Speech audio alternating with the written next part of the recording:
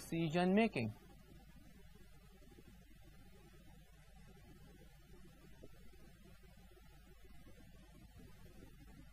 This is the reason why आपका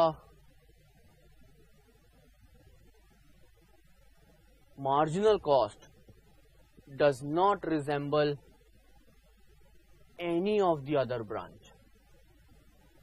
चलिए जी, आराम से चिल मारते हुए ठंडे दिमाग से take it easy.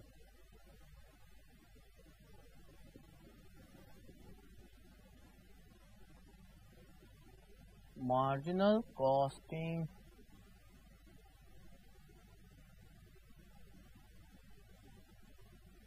used to take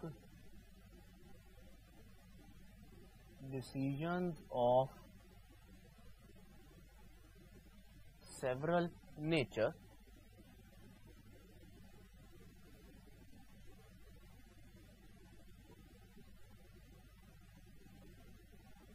in all the cases. We will focus our analysis on incremental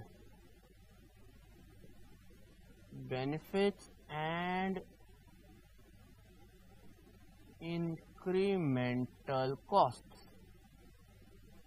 incremental का हिसाब किताब है भाई. यहाँ पे सबसे ज्यादा कीवर्ड इज इंक्रीमेंटल.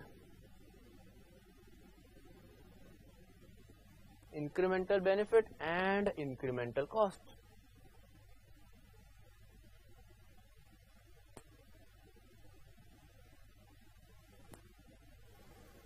ध्यान देना इस बात का. ये अब आप नहीं लिखेंगे, ये मैं समझा रहा हूं आपको.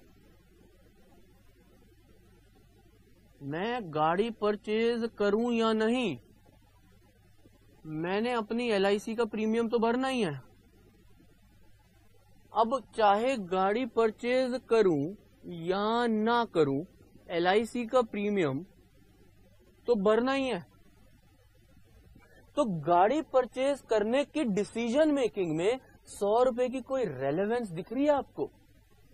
ये ऐसा खर्चा है जो दोनों केसेस में हो ही रहा है, तो might as well ignore it. आप सोच के देखो, कॉमन सेंसिकल बात है. आप खड़े हो पॉइंट A, पॉइंट B के बाद C या D पे जाना है. आपका मुद्दा यह है पिकनिक के लिए आपको हम कहां लेके जाएं, C में या D में? अब मुझे आप ये बताओ, आपका जैम लगा हुआ है इधर A और B के बीच में. चाहे A से C पे जाओ, चाहे A से D पे जाओ, जाना तो B के थ्रू पड़ेगा.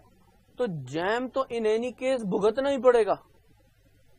तो जैम की वजह से क्या C और D की चॉइस मेकिंग में कुछ भी फर्क होगा? टेल मी यस और नो. नहीं सर, क्योंकि जो चीज दोनों केसेस में लग रही है उसका फिर फायदा क्या? तो मैंने आपसे कहा, मैंने कहा भैया इंक्रीमेंटल देख लो. इंक्रीमेंटल का मतलब between C and D extra क्या हो रहा है? सर यहां जाने में 100 रुपए लग रहे हैं, यहां जाने में 80 रुपए लग रहे हैं. आपने कहा जैम तो लगेगा ही लगेगा, उसको तो छोड़ो, 80 वर्सेस 100 कंपेयर कर लो. चलो भाई D चलते हैं, इंक्रीमेंटल सेविंग हो रही है. जैम के बारे में कोई बात हुई उसमें ना. अब इसी तरह मैं आपको एक प्रैक्टिकल केस बताता हूं. मैं एक टीचर हूं और मैं CFA भी पढ़ाता हूं, चार्टेड फाइनेंशियल एनालिस्ट, US का कोर्स है.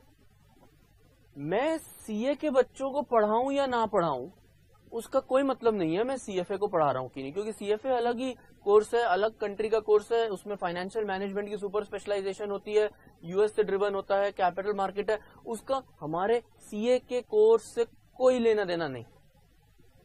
नाउ प्रो एजुकेशन मेरे पास आया, कह रहे सर आपको हमारे CA-FM के बच्चों को पढ़ाना है. अब जब मैं ये डिसीजन ले रहा हूं, शुड आई टीच और नॉट, मेरा CFA में पढ़ाना इज इमैटीरियल. वो मैं पहले भी पढ़ा रहा था, वो मैं बाद में भी पढ़ाता रहूंगा।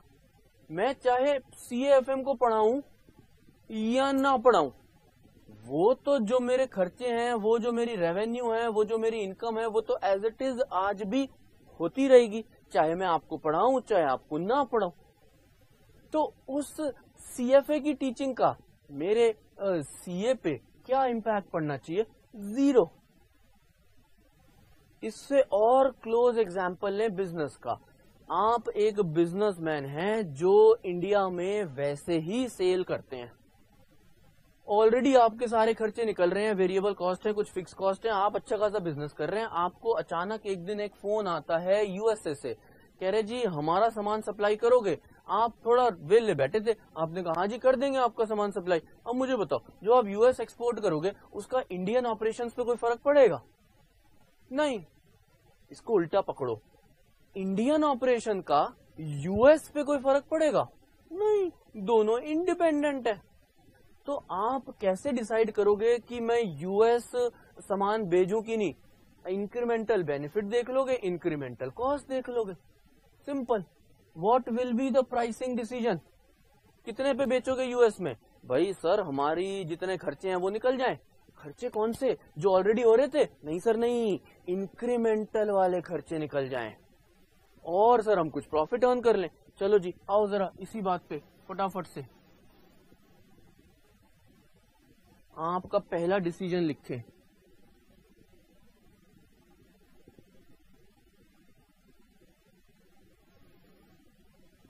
Pricing decision. सर कुछ कुछ याद आ रहा है, आपने हमें जब मार्जिनल कॉस्ट की कहानी सुनाई थी तब ये कहा था कि प्राइसिंग डिसीजन मार्जिनल कॉस्टिंग में ले सकते हो only for additional unit. The base unit will always be priced eight using the unit costing. आपको ध्यान है ना, तो हर बंदा ट्रेन से उतरेगा और बोलेगा पैसे कैसे पैसे, मैं नहीं आता तो क्या ट्रेन नहीं आती? ध्यान है ना वो वाली स्टोरी आपको। ऐसे तो आप सब बच्चे कोई भी हमें फीस नहीं दोगे, कहोगे फीस? कैसी फीस? अगर हम नहीं बैठते तो क्या आप क्लासेस नहीं कंडक्ट करते? हमने कहा करते तो सही। कह रहे हमारे बैठने से एक्स्ट्रा क्या हुआ? सिर्फ बुक की कॉस्ट लो, बुक की कॉस्ट भी वापस ले लो, बुक भी वापस ले लो, हम तो फ्री में पढ़ेंगे। आपकी बात भी गलत नहीं होगी अगर आप मार्जिनल कॉस्टिंग फॉलो करोगे तो। बट मैंने आपको उस टाइम बताया था मार्जिनल कॉस्टिंग सिर्फ एडिशनल यूनिट में आ सकती है। चलिए जी, additional units.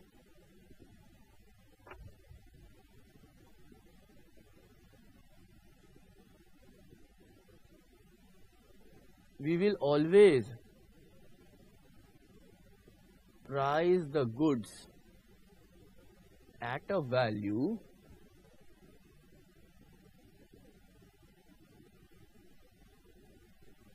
which will include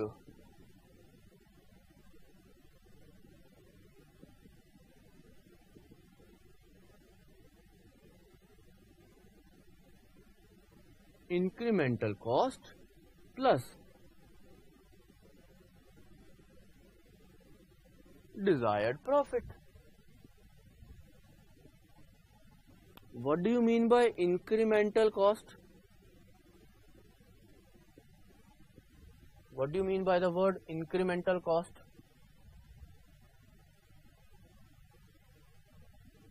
Incremental cost वो कॉस्ट जो ये काम करने से हो रही हो, यानी कि वेरिएबल कॉस्ट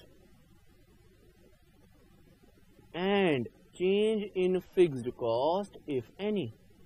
हालांकि फिक्स कॉस्ट बदलनी नहीं चाहिए, बट अगर क्वेश्चन में गिवन है कि ये काम करोगे तो इतने पैसे और देने पड़ेंगे तो हम वो भी लिख देंगे इंक्रीमेंटल में। भाई ये हमारे खर्चे हो गए, ये हमारे प्रॉफिट हो गए।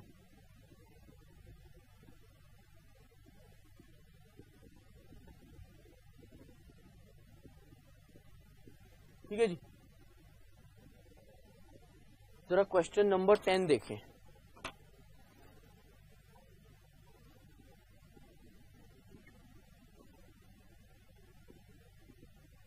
Question number 10,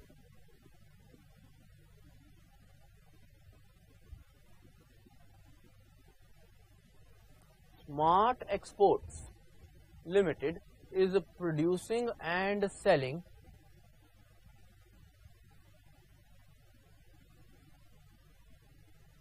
20,000 units of its product in the home market at a price of 60 per unit. Smart export already कितने यूनिट बना रहा है इंडिया में बेचने के लिए? 20,000।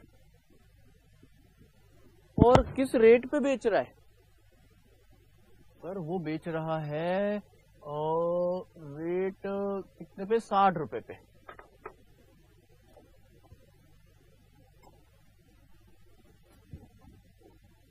चलिए जी, इंपॉर्टेंट बातें अंडरलाइन करते रहते हैं। फिर कुछ और बातें लिखी हैं। ये रहा 20,000 unit in home market. Direct material आएगा 10 रुपए का, डायरेक्ट लेबर आएगी 7 रुपए की, फैक्ट्री एक्सपेंस फिक्स्ड आएंगे 12 पर यूनिट। आई सर, फैक्ट्री एक्सपेंस जो फिक्स्ड हैं वो पर यूनिट कैसे हो सकते हैं? आपने तो हमें बताया था फिक्स कॉस्ट हमेशा टोटल होती है। आपको ध्यान होगा मैंने आपको ये भी बताया था कि ये तो सिर्फ बात बताने का एक तरीका है।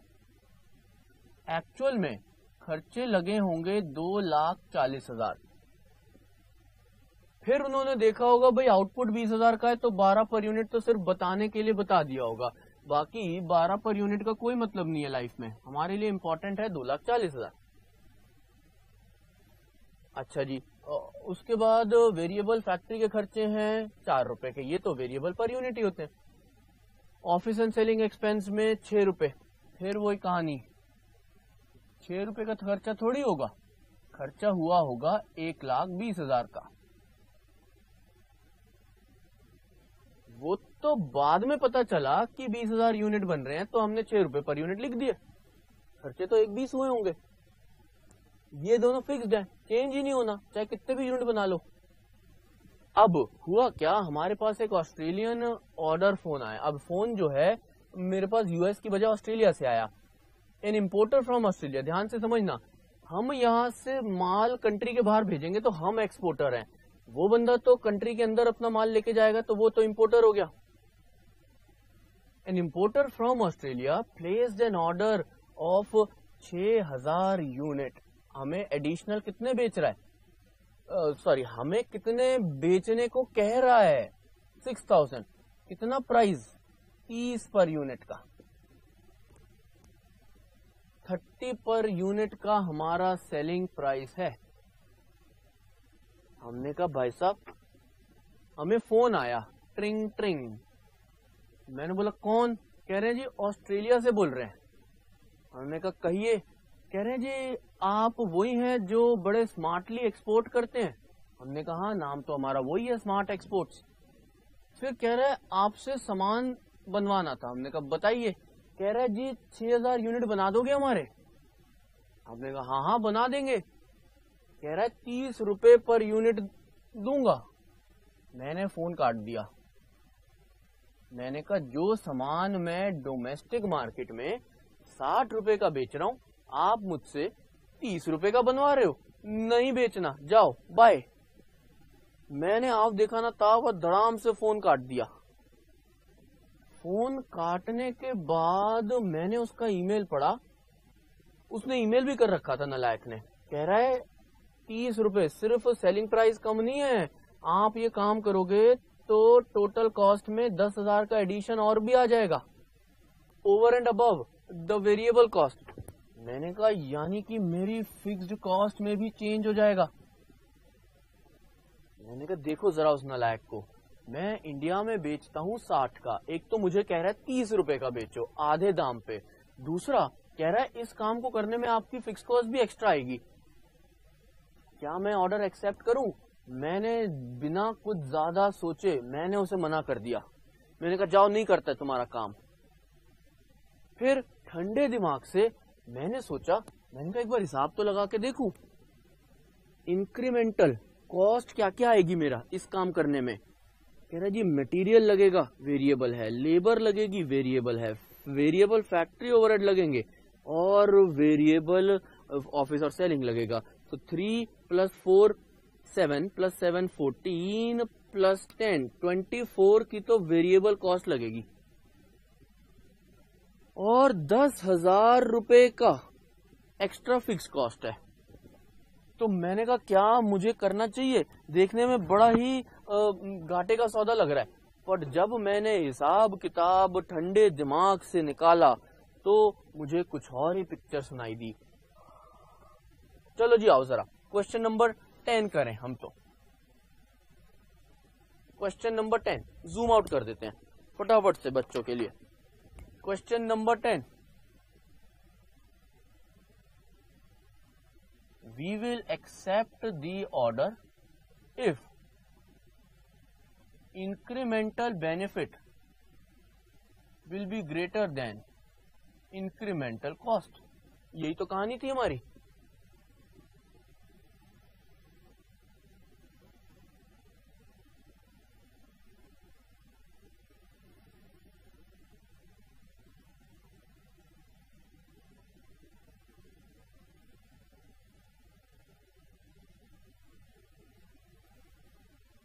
हमने पूछा कि भैया देखो ऑस्ट्रेलिया में सप्लाई करने से हमें नेट रेवेन्यू क्या मिलेगा, नेट फायदा क्या होगा, what is the incremental revenue. आप 6,000 यूनिट बेच पाओगे 30 रुपए का, तो 1,80,000 जेब में नेट आ जाएंगे।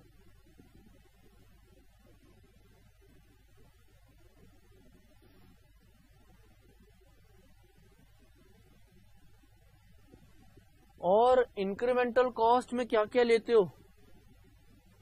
आपने कहा सर 24 रुपए तो वेरिएबल कॉस्ट लग रही है, हमसे 6,000 यूनिट के लिए कह रहा है, तो 1,44,000 की तो यही खर्चे हो गए इंक्रीमेंटल कॉस्ट।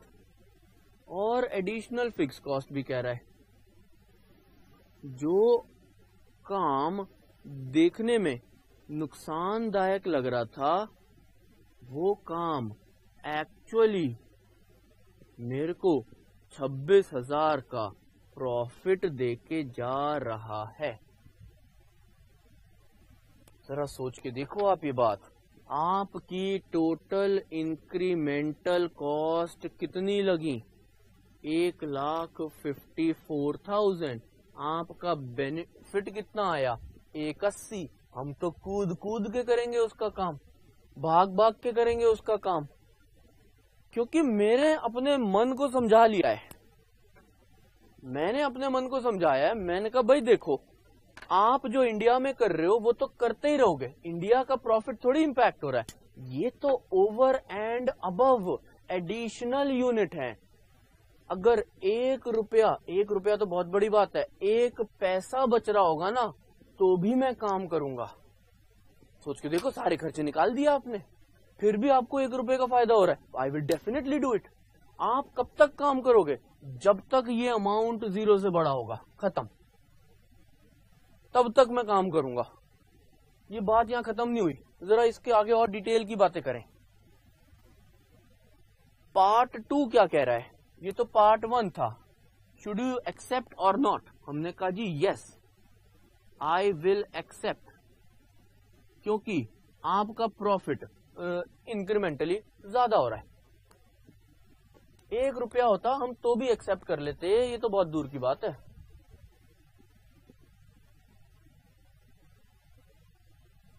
फिर पार्ट नंबर 2, ये जरा मजेदार है। Break even price for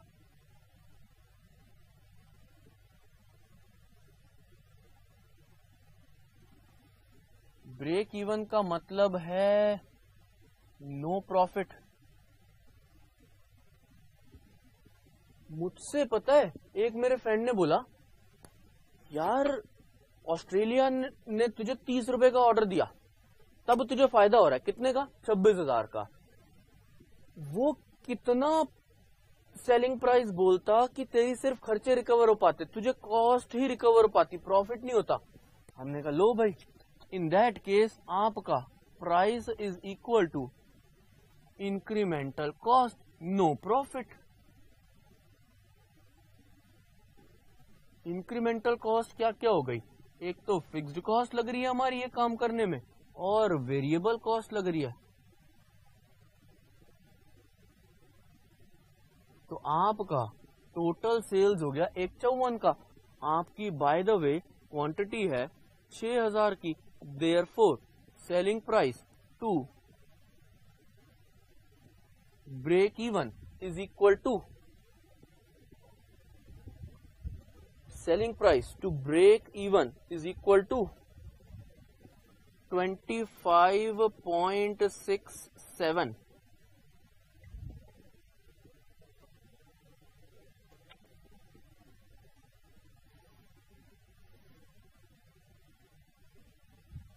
$25.67.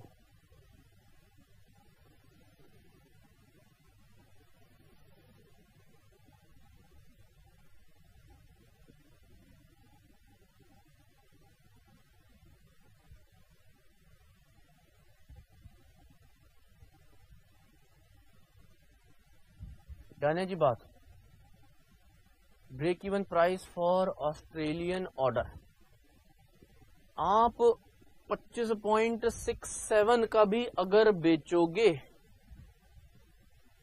तो भी आप कॉस्ट तो रिकवर कर जाओगे। हाँ, आप तो ऑब्वियसली 30 का बेच रहे हो तो आपको फायदा हो रहा है, ये रहा 30 का, आपको नेट नेट फायदा हो रहा है।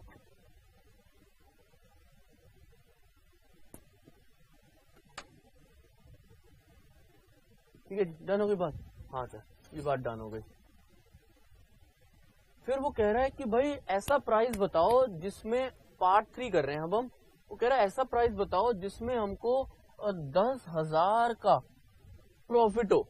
इस पे तो प्रॉफिट कुछ नहीं हो रहा, कह रहा 10,000 का प्रॉफिट हो। हमने कहा यार हम सेम इक्वेशन में 10,000 प्रॉफिट ऐड कर देंगे।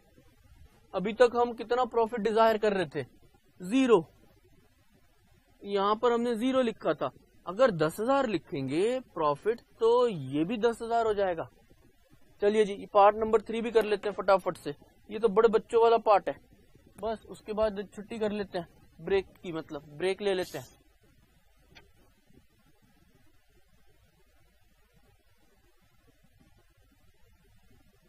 Minimum price for the order,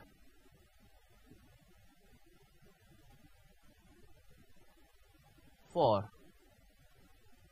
profit of 10,000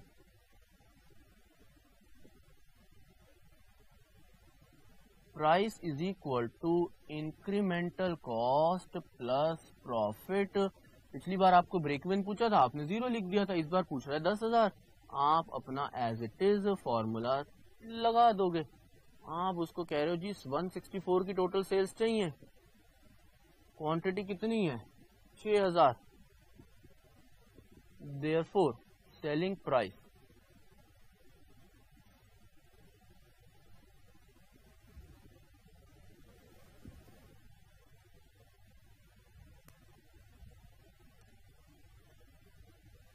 ₹27.33 per unit. Australian को अगर मुझे विदाउट प्रॉफिट बेचना हो तो मैं 25.67 का बेचूंगा, अगर 10,000 के प्रॉफिट पे बेचना हो तो 27.33 पे बेचूंगा। अगर वही मुझे कह रहा है जी मैं 30 रुपए में तैयार हूं खरीदने के लिए, मैं तो बल्ले बल्ले हूं, 30 रुपए पे तो मुझे इतना सारा प्रॉफिट हो रहा है। ठीक होगी जी ये वाली बात?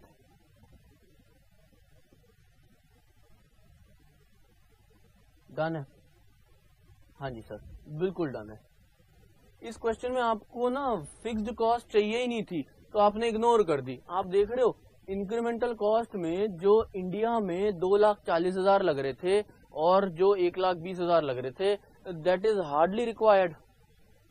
आपने तो इंक्रीमेंट जो इंडिया में कर रहे हो तो करते ही रहोगे, आप तो बस बाहर की चीजें और बदलते रहोगे इंक्रीमेंटली, और क्या फायदा या नुकसान होगा, ये बात है जी हमारी। चलो भाई चलो, तो ऐसा करते हैं, फटाफट से ले लेते हैं हम एक ब्रेक और फटाफट से 10 मिनट में वापस आएंगे और आज हमें और भी अभी 3-4 अच्छे मुश्किल वाले क्वेश्चन भी करने हैं। ठीक है भाई, चला जाएगा।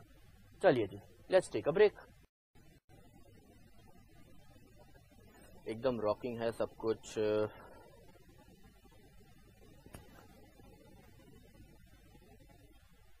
कहाँ गए भाई सारे सेंटर? आ गए कि नहीं हम सब लोग वापस? चलो भाई, हम जरा ना कुछ आपके काम की चीज भी लाए हैं, बट पहले आप हमारे काम की बातें करो। पहले आप हमको, कहाँ गया हमारा क्वेश्चन? अरे वो लगा हुआ। पहले जरा क्वेश्चन नंबर 11 भी करते हैं, उससे थोड़ा हैबिट बन जाएगी ना हमारा। निर्माण विहार गुड इवनिंग कह रहा है। लो, अरे गुड इवनिंग तो हुई पड़ी है 4 बजे बाद से। अब तुम्हें याद आया है कि तुम किससे पढ़ रहे हो। और लखनऊ में कहाँ गए भाई बच्चे? और आज की क्लास, अच्छा भाई अच्छा, पिछली बार तो मैं सुना है आप गुस्सा ही हो गए थे, 7:15 छोड़ देंगे। भाई हमें क्या है, पिछली बार कह रहे हैं सर लेट हो गए, रात को 11 बजे पहुंचे, ऐसा हो गया वैसा हो गया। मैंने कहा लो भाई कमाल कर दिया, हमारे बच्चे हैं, आप कोई भी बात हो हमसे कर लिया करो। फिर से गुड इवनिंग कर दी इन्होंने। ये निर्माण विहार भी ना पता नहीं क्या कर रहा है, ये समझ ही नहीं आ रहा है। चलो जी, तौसीक की कश्मीर वाली जैकेट उतर चुकी है और वापस अब उसको देखो कितना मजा आ रहा है लखनऊ को। आयुष को देखो बैठा बैठा वहां से कह रहा है सर आपका होमवर्क के लिए यहाँ आते हो कि यहाँ की क्लासेस के लिए? Very good. अरे होमवर्क भी है, आप क्या बात कर रहे हो? ये देखो प्रॉपर प्रिंट व्रिंट निकाल के आए हैं, ऐसी थोड़ी है, प्रॉपर प्रिंट के साथ। आप क्या सोचते हो कच्चा काम है हमारा? आपने कह दिया तो सिर आंखों पे, बस टाइमिंग सही होना चाहिए। चलिए भाई, हम आगे की क्लास कर लेते हैं शुरू। क्वेश्चन नंबर हम करते हैं 11। क्वेश्चन नंबर 11 पढ़ें सब बच्चे।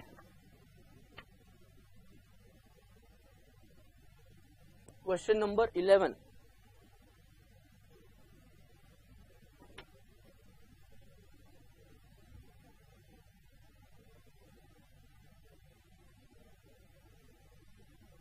Indo-British company has a capacity to produce 5,000 articles, but actually produces only 2,000 articles for home market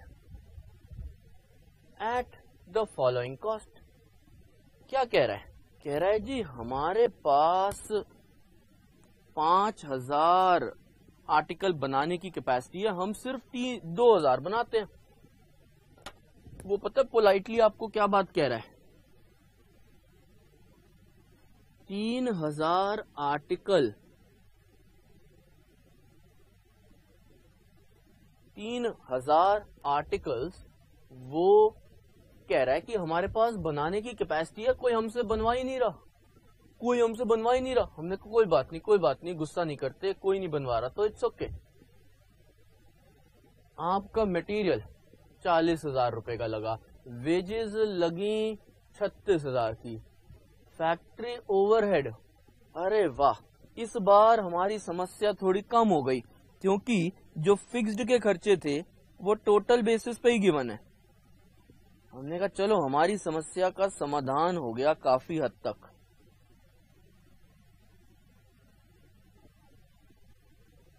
ये सारे खर्चे फिक्स्ड हैं और ये टोटल बेसिस पे ही हैं, बट एक उल्टी समस्या आ गई।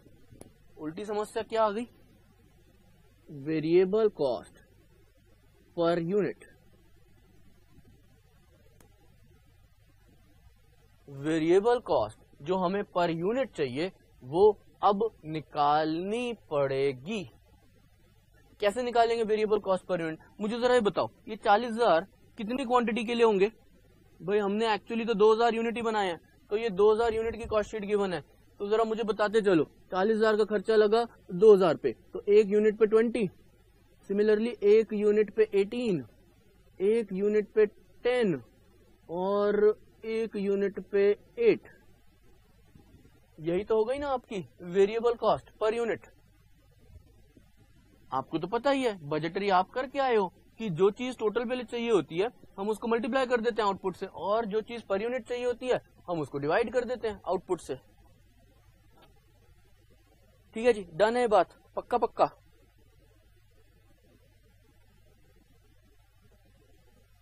हाँ सर, बात तो पक्का पक्का है। हाजरा कह रहा है सर ऑर्डर एक्सेप्ट कर लो, मैंने कहा भी हिसाब तो लगा लो जरा। वेरिएबल कॉस्ट पर यूनिट का टोटल करना 38, 48, 56। आपकी total variable cost per unit एक क्वांटिटी को बनाने में कितनी लगेगी? 56 रुपीज की।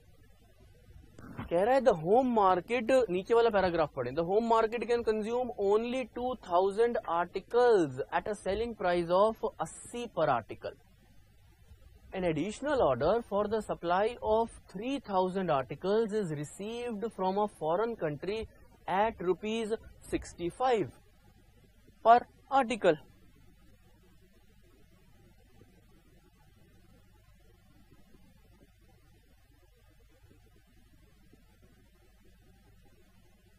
हम वैसे इंडिया में कितने का बेचते हैं? 80 रुपए का।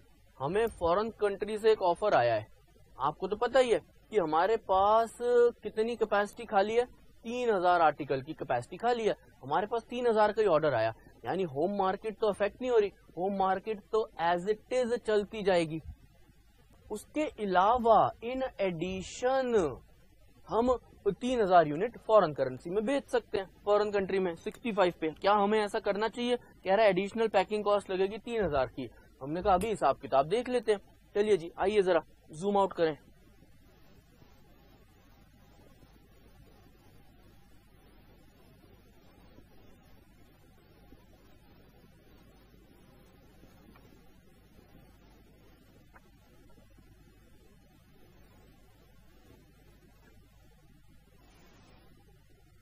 चलो भाई चलो, आओ जरा question number 11, page 89।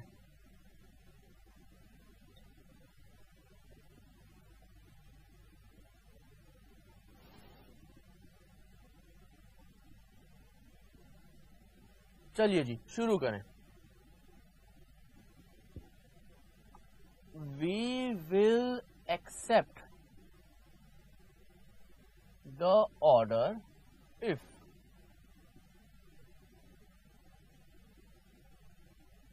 we will accept the order if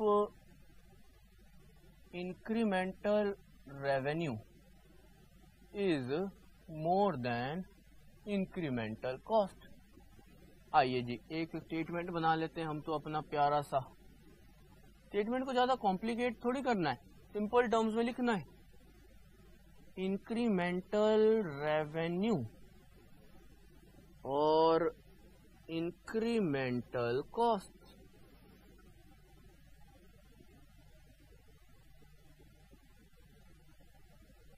incremental revenue और इंक्रीमेंटल कॉस्ट। बताना जरा इंक्रीमेंटल रेवेन्यू कितना होगा? सर हम 3000 यूनिट्स एक्स्ट्रा बेचेंगे, 65 का बेचेंगे, तो 1,95,000 पे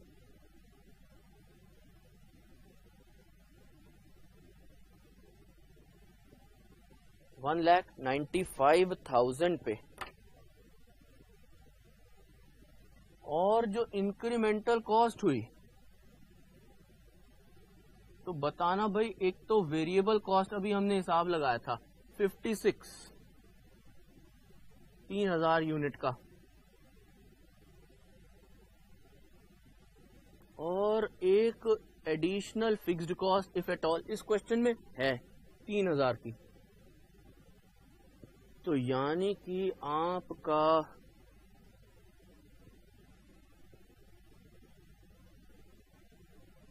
इंक्रीमेंटल प्रॉफिट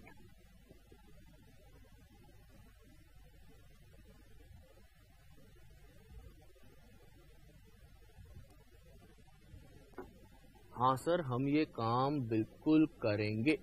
24,000 का नेट फायदा हो रहा है। बिल्कुल ठीक है जी, बिल्कुल ठीक है।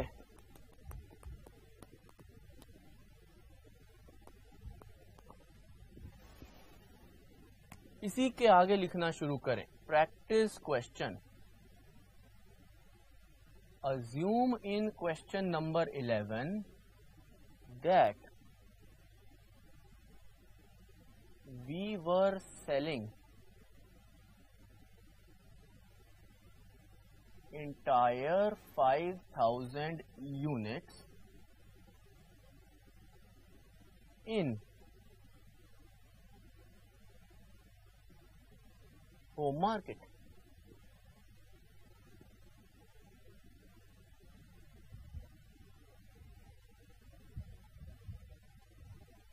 That means, that will imply that आपका जो फॉरेन ऑर्डर है can be executed only and only at the cost of domestic sales.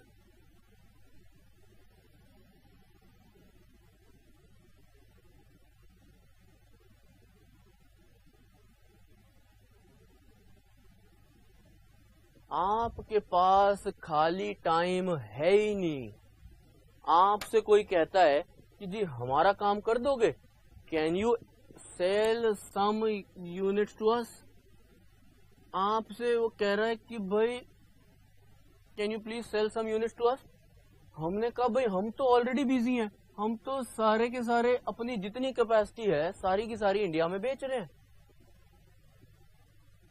Only and only at the cost of domestic sales. अगर आपके यहाँ कुछ बेचना है फॉरेन कंट्री में तो इंडिया को मना करना पड़ेगा, इंडिया को मना करना पड़ेगा।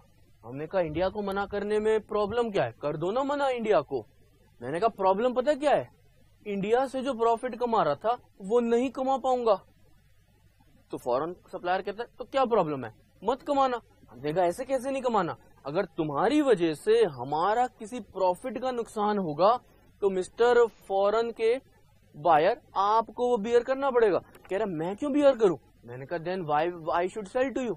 अब मेरी बात ध्यान से समझना, मैं ऑलरेडी प्रो एजुकेशन में क्लासेस ले रहा हूं और मेरे पास ना एक लक्ष्मी नगर में फेस टू फेस से ऑफर आता है।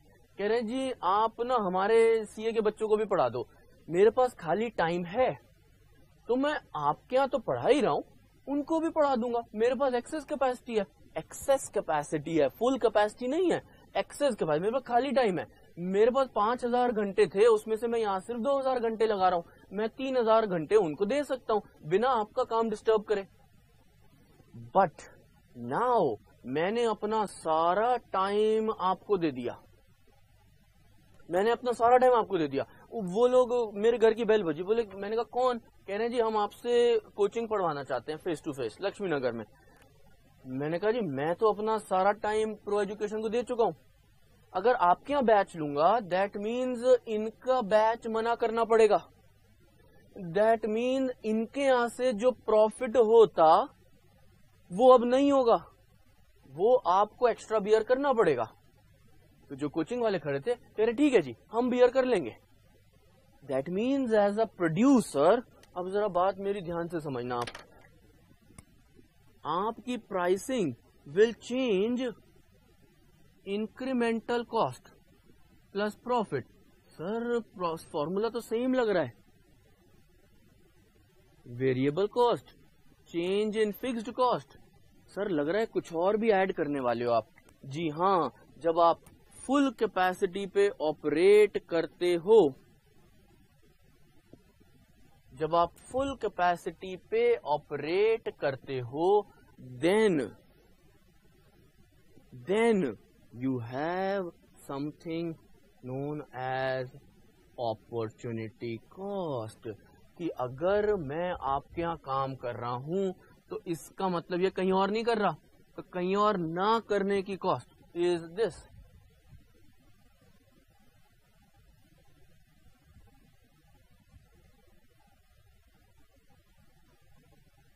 बात समझे आप? चलो जी आगे बढ़े जरा। अपॉर्चुनिटी कॉस्ट पे थोड़ी सी डिटेलिंग कर लें। Only in case of full capacity, only in case of full capacity. Access capacity में थोड़ी आएगी, because I can always deliver there classes without disturbing yours. तो ये सिर्फ फुल कैपेसिटी के केस में आएगी।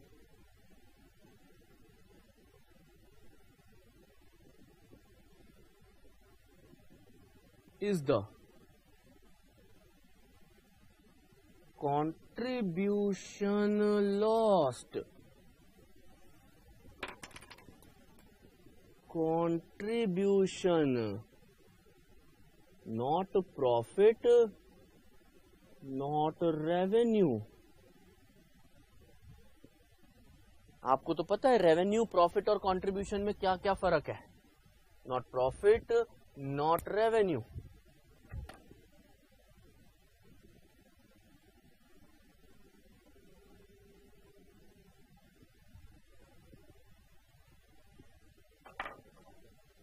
जरा इस क्वेश्चन में दोबारा से कैलकुलेशन करते हैं। हमने कहा इनको कि मिस्टर फॉरेन बायर, हम आपको सप्लाई करेंगे 65 पे, तो हमें इतना होगा फायदा। आपके लिए जो 3000 यूनिट बनाएंगे जेब से 56 रुपए लगेंगे और जेब से 3000 रुपए भी लगेंगे। यानी कि मैं एक और नाम दे रहा हूं, ये तो जेब में लगने वाली आउट ऑफ पॉकेट कॉस्ट है, ये तो लगने वाली आउट ऑफ पॉकेट कॉस्ट है।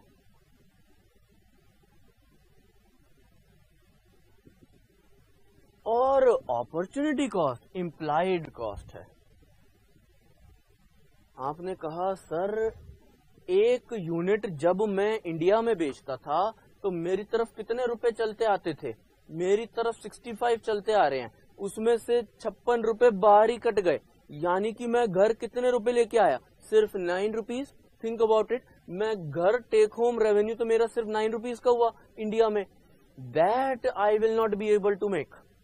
मेरा लॉस 65 का नहीं है जो इंडिया में बेच रहा हूं, क्योंकि 65 तो वैसे ही घर नहीं ला रहा। थिंक अबाउट इट, आप टेक होम रेवेन्यू कितना लाते थे? आप घर लाते ही 9 रुपए थे, जो अब नहीं लाओगे। अगर एक यूनिट 65 का नहीं आया तो जो 56 रुपीज की वेरिएबल कॉस्ट है वो भी तो नहीं लगी। तो अल्टीमेटली 56 रुपए का नुकसान हुआ और 65 का वैसे तो नेट तो 9 रुपए का मुझे इम्पैक्ट पड़ा। That is at a contribution level. तो मेरे को अपॉर्चुनिटी कॉस्ट कॉन्ट्रीब्यूशन पे निकालनी होती है हमेशा, not at the profit, not at the revenue. तो मैंने कहा यार इसी क्वेश्चन में अगर मेरा हिसाब किताब इस तरह से होता तो मैं एक और कॉस्ट ऐड कर सकता था। कौन सी कॉस्ट ऐड कर लेता? मैं अपॉर्चुनिटी कॉस्ट ऐड करता। वो पता क्या होती? सर 3000 यूनिट हैं, अगर हम इनको इंडिया में भी नहीं बेचेंगे तो मैं घर 9 रुपए लाता, 27,000 का नुकसान हो गया, जो कि अब ऑस्ट्रेलियन बंदे को या जो भी फॉरेन का बंदा है उसे बियर करना पड़ेगा। बताओ जरा, क्या अब मैं सप्लाई करूं? हमने मना कर दिया उसको। हमने कहा जी अब मत सप्लाई करो, इंक्रीमेंटल प्रॉफिट नेगेटिव। हमने उसको बोला sorry sir we can't sell you because आपका सप्लाई करने से हमको नुकसान हो रहा है 3000 रुपए का। सप्लायर कह रहा है कहां से नुकसान हो रहा है? मैंने कहा देखो तो सही बात, 56 रुपए की तो आउट ऑफ पॉकेट कॉस्ट लग रही है, 9 रुपए मुझे वैसे नुकसान हो रहा है, यानी कि हो गया 65 और इसके साथ साथ मेरा 3000 का फिक्स कॉस्ट है। तो मैं नहीं सप्लाई कर रहा आपको।